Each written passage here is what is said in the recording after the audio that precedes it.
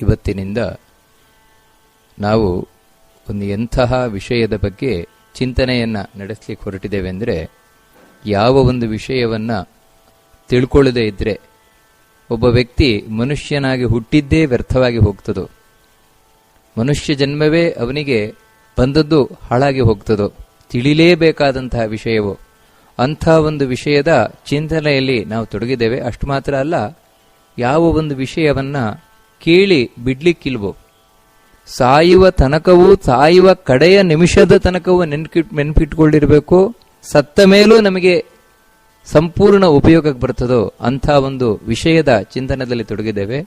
ಅದೇ ಭಗವದ್ಗೀತೆಯ ಚಿಂತನೆ.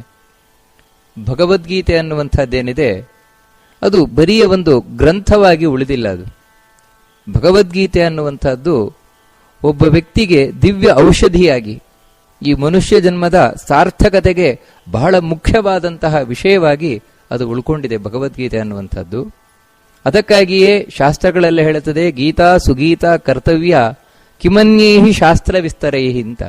ಉಳಿದ ಯಾವುದೇ ಶಾಸ್ತ್ರಗಳು ಯಾವುದೇ ವಿಷಯವನ್ನು ಎಷ್ಟು ಕೇಳಿಯೂ ಕೂಡ ಏನು ಪ್ರಯೋಜನ ಅಂತ. ಯಾಕಂತ ಹೇಳಿದ್ರೆ ಭಗವದ್ಗೀತೆ ಏನಿದೆ, ಭಗವದ್ಗೀತೆಯನ್ನ ಮನುಷ್ಯನಾದವನು ಕೇಳಲೇಬೇಕು. ಅವಾಗ ಮಾತ್ರ ಅವನಿಗೆ ಕಿವಿ ದೇವರು ಕೊಟ್ಟದ್ದು ಸಾರ್ಥಕ, ಮನಸ್ಸು ದೇವರಿಗೆ ಇಟ್ಟದ್ದು ಸಾರ್ಥಕ.